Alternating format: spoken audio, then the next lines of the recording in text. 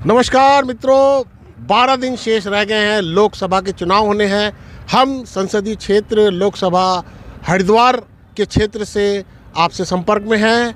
इस समय 19 अप्रैल जो चुनाव का डेट है, चुनाव की जो तिथि है उत्तराखंड में तय हुई है। इस विषय में हम पब्लिक व्यू लेते फिर रहे हैं। इस समय हम रुड़की जो गंग नहर का पुल है उसके समीप ही एक स्थान पर खड़े हैं। हमारे पीछे इधर नहर बह रही है, नीचे इधर पुल है, ऐतिहासिक जो नदी नीचे सोलानी नदी और ऊपर पुल, उधर सब कुछ आपके सामने है। तो ऐसे में एक हमारे साथ भाई साहब हैं, हम इनसे जानना चाहेंगे कि चुनाव को लेकर इनकी क्या प्रतिक्रिया है, क्या इनके मन में है। तो भाई साहब, 2024 का चुनाव है, आप मतदान जी सर, बिल्कुल मतदान करेंगे और अपने मत का सही प्रयोग करेंगे और वोट इस पर्पज़ से देंगे कि हमारी जो आने वाली सरकार होगी उसमें हमें रोज़गार से संबंधित सारे काम और नौकरी, युवाओं के लिए अच्छे से अच्छा शिक्षा, एजुकेशन और जो डेवलपमेंट है, या फिर हर व्यक्ति आपस में प्यार मोहब्बत से रहे। आप उत्तराखंड में रहते हैं, यहाँ का वातावरण बहुत ही अच्छा वातावरण है, कोई भी गड़बड़ी नहीं होती, कोई झगड़े वगैरह नहीं होते। यहाँ रहते हैं आपको ऐसा लगता है कि यहाँ पर कोई दिक्कत है? नहीं सर, कोई दिक्कत नहीं है, लेकिन हम कहना चाहते हैं अपने माध्यम से कि आप जो है एक दूसरे में प्यार मोहब्बत से रहें और एक दूसरे का दुख और हमदर्द बांटें। मेरा कहना है बस इतना ही। जैसे अगर बाई चांस ये बात कहिए तो हिंदुस्तान में जब से मोदी सरकार बनी है तब से एक वातावरण बनाया जा रहा है कि मोदी सरकार जो है अल्पसंख्यक विरोधी है। इस विषय में आप क्या कहेंगे? सर, ये कहना चाहूँगा, ऐसा तो कुछ नहीं है कि अल्पसंख्यक विरोधी है। सबका साथ, सबका विकास लेके काम कर रही है। हमारे रुड़की क्षेत्र में भी बहुत काम हुए हैं और मैं यही कहूँगा कि अपने मत का सही उपयोग करें। जो आप वोट दे रहे हैं, जैसे मैं वोट देने जाऊंगा, 18 वर्ष की आयु से 19 वर्ष का हो चुका हूं, मैं वोट देने जाऊंगा तो मैं अपने मत का सही उपयोग करूं। जैसे आप वोट देने जा रहे हैं तो प्रधानमंत्री के रूप में आप किनको देखना चाहेंगे? सर, ये तो मैं अभी कह नहीं सकते, अभी कुछ नहीं कह। मोदी सरकार 10 साल को आप कैसे देखते हैं? सही है सर। नॉर्मल, बहुत अच्छा कहेंगे या नॉर्मल कहेंगे? नॉर्मल है सर। राहुल गांधी फाइट में है कि नहीं? जी सर, फाइट में है। लगता है आपको वो कुछ कर पाएंगे? जी सर, कहते। मोदी सरकार का जो नारा है आपकी बार 400 पार, उसके विषय में कुछ कहेंगे? नहीं सर, कुछ नहीं कहेंगे। क्या लगता है कि कितनी सीट ले जाएगी इस समय? पिछली बार जैसे जो 303 के करीब सीट ले गई थी भाजपा। सर, ये तो जब परिणाम आएगा तभी। कोई अनुमान आपका? मेरा कोई अनुमान नहीं है सर। जैसे कि आपका जो है हिंदुस्तान है, इस समय हिंदुस्तान में एक वातावरण बना हुआ है बहुत कि हिंदुस्तान विकास कर रहा है और पूरी दुनिया में 11वीं से 5वीं इकोनॉमी बन गई है। तो इस लिहाज से आप मोदी सरकार का पूरी दुनिया में नाम हो रहा है और सर्वे में पूरी दुनिया में नंबर 1 नेता भी कहला रहे हैं। तो इस विषय में क्या कहेंगे आप? सर, मैं यही कहूँगा कि जैसे सड़कों का जो जाल है वो बहुत पहले से बहुत अच्छा हो गया, बहुत लेवल पे अच्छा है। ये जो सड़क के जाल तो एक विषय है जिससे कि जो आपके विकास का दर जो है वृद्धि होती है, क्योंकि जो कम समय में सामान का आना जाना हो जाता है तो उससे जो यात्रियों का आना जाना जो समय बचता है उसका बहुत बड़ा उपयोग है। लेकिन जो ये 5वीं बड़ी इकोनॉमी बनी है दुनिया में, जो 11वें नंबर से, इसमें आपको लगता है कि मोदी का रोल है या वैसे नॉर्मल है?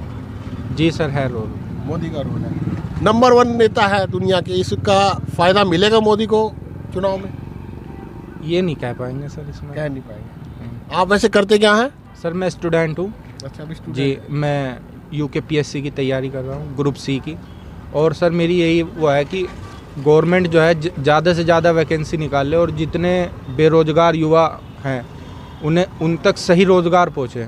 मेरी सरकार से यही विनती है कि जितनी ज़्यादा से ज़्यादा प्राथमिक में हो या LT ग्रेड में हो या किसी और माध्यम से पुलिस विभाग में जितनी ज़्यादा से ज़्यादा वैकेंसी निकलेंगी उतना ही बच्चों का फ़ायदा होगा सर। जैसे कि हर साल बहुत नौकरियां आती है और बहुत सारे लोग रिटायर भी हो जाते हैं। जी सर। लेकिन आबादी दिन प्रतिदिन बढ़ रही है। जी सर। और आबादी बढ़ने के कारण नौकरी तो लगभग उतनी है, देश उतना ही है, सिस्टम उतना ही है, और जो वैकेंसीज है लगभग उतनी रहती है, बढ़ेगी तो है नहीं सरकारी वैकेंसी। तो ऐसे में आबादी तो बढ़ रही है, लोग आबादी रोक नहीं रहे हैं। एक का 4 बच्चे 5 बच्चे और फिर नौकरी की बात करते हैं, कहाँ तक सही लगता है आपको? सर जैसे आबादी बढ़ रही है वैसे ही देश भी बढ़ रहा है, और मैं गवर्नमेंट से यही कहना चाहूँगा कि वैकेंसी बड़े लेवल पे लेके आएँ। ये ना हो कि 200-400 पद निकल गए, 200 पद निकल गए, फॉर्म जो है 2.5 लाख पड़ गया, उससे जो है आदमी हताश ही होता है ज़्यादातर। अब वैकेंसी ठीक ठाक होगी तो आदमी को रोज़गार मिलने का साधन जो है सही से आदमी अपनी नौकरी को पा सकेगा, कंपटीशन कम होगा। आपका वोट हरिद्वार में है इसमें? जी हमारा हरिद्वार जिले क्षेत्र में ही हमारा वोट पड़ता है। 4 कैंडिडेट खड़े हुए हैं जी।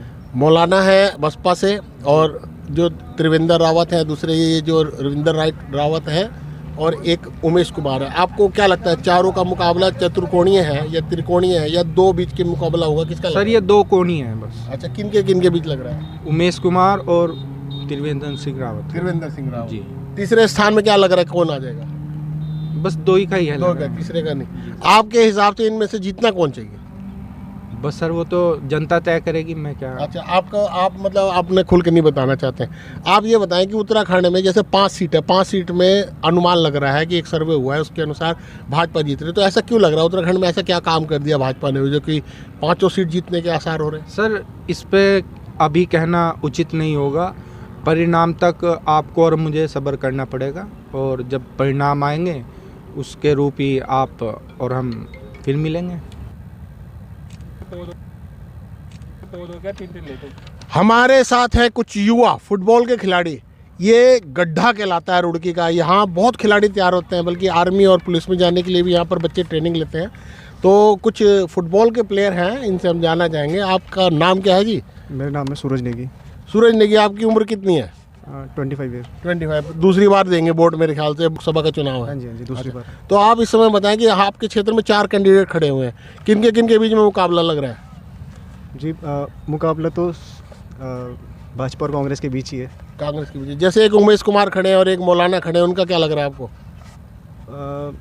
ठीक है उनका भी, बट ये लोकसभा का चुनाव है ना, तो इसमें लोग सीधा डायरेक्ट केंद्र सरकार को देख रहे हैं, तो इसलिए सीधा डायरेक्ट भाजपा और कांग्रेस के बीच ही हमें फाइट देखने को मिल रही है। अगला प्रधानमंत्री किसे देखना चाहेंगे? जी अभी तो जो हैं उन्हें ही देख रहे हैं, क्योंकि हाँ जी 10 साल के कार्यकाल से खुश है? हाँ ठीक है, मतलब खुश भी हैं, पर कुछ चीज़ें भी हैं जो मतलब और बेहतर हो सकती थी।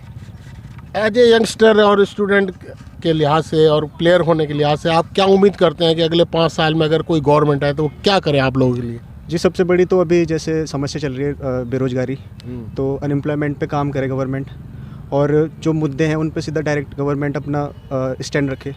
जैसे बहुत सारे इश्यूज़ हुए थे अभी, उसमें गवर्नमेंट की चुप्पी थी, तो उनमें डायरेक्ट बोले।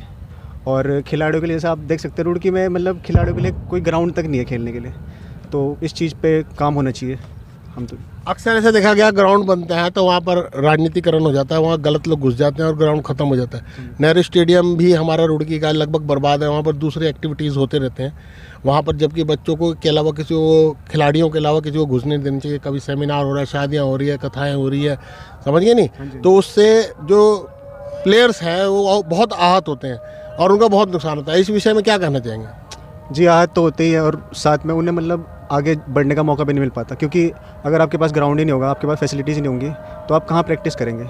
और मुझे ये लगता है खासकर पर्सनली कि मतलब जो भी हमारे यहाँ पे लोकल लीडर्स हैं उनको इस चीज़ पे अपना स्टैंड लेना चाहिए और चीज़ों को बेहतर करना चाहिए, तभी तो हम मतलब उनकी तरफ देखेंगे। और अगर वही मतलब इन चीज़ों पे स्टैंड लेंगे और वही मतलब उल्टी सीधी चीज़ें करवाएंगे वहाँ पे ग्राउंड में, तो फिर हम किसकी तरफ देखेंगे। तो इसलिए हम मतलब इस बार ये चाहेंगे कि वो लोग मतलब इन चीज़ों को भी देखें और हमको सपोर्ट करें, ताकि हम मतलब और अब मतलब अगर हम आगे बढ़ेंगे तो उनका नाम भी होगा। फुटबॉल खेलते हैं आप, कहाँ तक खेल चुके? जी मैं फुटबॉल नहीं खेलता, मैं तो ऐसे ही रनिंग करता हूँ। रनिंग करते हैं, कुछ तैयारी कर रहे हैं? नहीं तैयारी नहीं, बस फिटनेस के लिए रनिंग करते हैं। जॉब करते हैं? नहीं अभी जॉब नहीं करते। जैसे कि आबादी बढ़ती जा रही है और जितने भी विकास कार्य होते हैं वो आबादी बढ़ती है उसे लील लेती है। इसी तरह नौकरी भी बहुत सारी नहीं आती है, लेकिन आबादी बढ़ने के कारण नौकरियों को पता नहीं चलता। तो आबादी को लेकर क्या कहेंगे आप?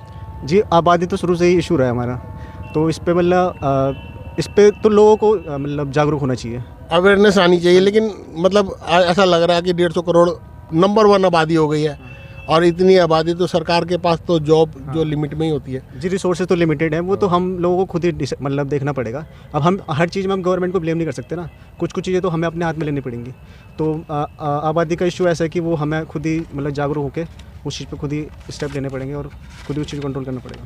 बस गवर्नमेंट का काम ये हो सकता है कि वो इन चीज़ों पे मतलब थोड़ा और जागरूक करे लोगों को, और जो वैसे लोग हैं जिनको मतलब उतनी नॉलेज नहीं है उनको इस बारे में मतलब अवगत कराए, उनको इस बारे में नॉलेज दे। हमारे साथ है उमर जो हैं ये फुटबॉल के नामी खिलाड़ी हैं, रुड़की में इनका नाम है। तो हम इनसे जानना चाहेंगे कि आप फुटबॉल खेलते हैं, कहाँ तक खेल चुके हैं? मैं नेशनल तक खेल चुका हूँ। नेशनल जी। उत्तराखंड की तरफ से खेले हैं? जी। अच्छा, इस समय जो है आपकी संभावनाएं क्या है? आप फुटबॉल को लेकर क्या लगता है आपको, भविष्य में आप क्या कर पाएंगे?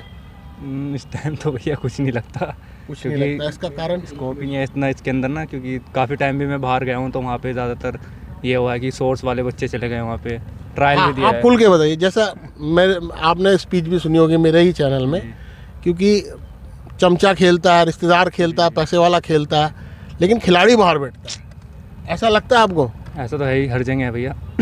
ये कैसे होगा ठीक? ये हमें ही करना पड़ेगा सही, जो ऊपर जो अच्छे मतलब सेलेक्टर बैठे हैं वो उन्हें करना पड़ेगा तो सही। रुड़की फुटबॉल में बहुत आगे था, लेकिन यहाँ आपस की जो फूट थी और जो सही लोगों को इज्जत नहीं मिली, जो सही लोग जो है उनको पीछे धकेल दिया, गलत लोग कोच बन के बैठ गए और उन्होंने कब्जा कर लिया एक तरह से ग्राउंड में, तो उन लोगों को कितना जिम्मेदार मानते हैं आप फुटबॉल की जो रुड़की में जो खराबी है? जिम्मेदारी नहीं है भैया उनकी, तो मतलब उन्होंने नुकसान किया है। हाँ बहुत नुकसान था। पहले यहाँ पूरा ग्राउंड भरा रहता था, पहले बच्चे बहुत आते थे, अब यहाँ कुछ नहीं आता। जो गलत लोग जो काबिज हो जाते हैं, कोच बन जाते हैं, उन लोगों को आप कुछ मैसेज देना चाहेंगे? क्या मैसेज दे भैया, उसने ठीक है जो चल रहा है चलने दो। लोकसभा के चुनाव है, चुनाव को कोई वोट देने जाएंगे? हाँ वोट जरूर देंगे। किसको जितवाना चाहेंगे? बीजेपी को। बीजेपी। केंद्र में किसे देखना चाह रहे हैं? कोई आ जाए वहाँ, तो वहाँ इतना वो नहीं है। अपने उत्तराखंड में आप बीजेपी चाह रहे हैं। जी। मोदी जी के 10 साल के कार्यकाल से खुश है? हाँ बहुत बढ़िया काम किया उन्होंने तो। आप जैसे कि जिस बिरादरी से आते हैं वहाँ पर जो कहा जाता है कि मोदी एंटी मुस्लिम है, ऐसा आपको लगता है क्या? नहीं ऐसा कुछ नहीं है भैया, मेरे पापा ने खुद पार्षद का इलेक्शन लड़ा है बीजेपी से, जो लास्ट टाइम हुआ था उसमें मेरे पापा ने बीजेपी से इलेक्शन लड़ा था, तो ऐसा तो हमारी सोच नहीं है कुछ, ऐसी है लेकिन हमारी तो ऐसा नहीं है साहब। आपका वोट बन गया है? नहीं अभी नहीं बना है। तो अगर वोट बन जाता तो किसे देते? मैं बीजेपी को वोट दूंगा। ये युवा हैं, इन लोगों की जो आवाज़ होती है, जो ये भविष्य की नींव होते हैं, ये एक तरह से आने वाले समय का आगाज़ होते हैं, एक तरह से ट्रेलर होते हैं। तो जो इनके मन में चलता है, जो बच्चों के मन में चलता है, वो एक तरह से भविष्य का निर्धारण भी होता है। तो आप लोगों ने देखा कि बच्चे जो बात कर रहे थे, बच्चे भी हैं, थोड़े यंगस्टर भी हैं, तो उससे एक समझ आती है कि बात की फ्यूचर में भी जो है बीजेपी को एक अच्छा खासा स्कोप मिलने वाला है। मैं आपसे फिर मिलूंगा दूसरी किसी वीडियो में। मेरे साथ अंत तक आप बने रहे, इसके लिए बहुत बहुत धन्यवाद, आपका आभार, नमस्कार।